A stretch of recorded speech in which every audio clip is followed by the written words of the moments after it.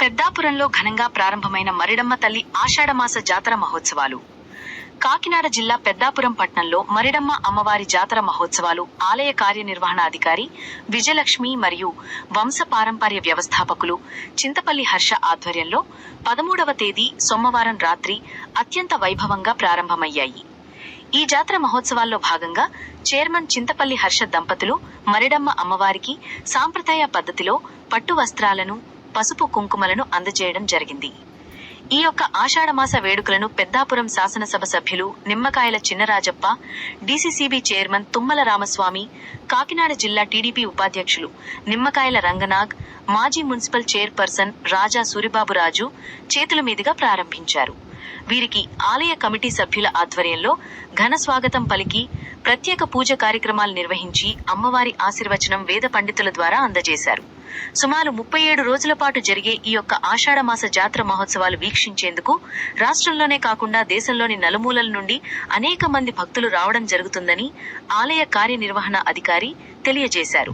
వీరికి ఎటువంటి ఇబ్బంది కలగకుండా వివిధ శాఖ అధికారులతో సమీక్షా సమావేశాన్ని నిర్వహించి అన్ని భద్రతా ఏర్పాటును చేయడం జరుగుతుందన్నారు.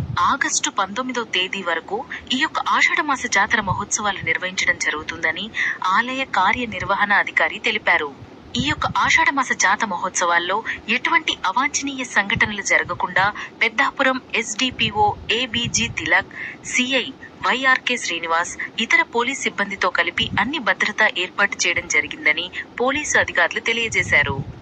మరిడమ్మ అమ్మవారి జాతర ప్రారంభోత్సవం నాడు వేల సంఖ్యలో భక్తులు పాల్గొనడం జరిగింది. అమ్మవారి ఆలయాన్ని వివిధ రకాల విద్యుత్ దీపాలతో అత్యంత సుందరంగా కన్నుల విందుగా అలంకరించారు. కళాకారుడు వివిధ రకాల వేషధారణతో భక్తులను ఎంతగానో ఆకట్టుకున్నారు.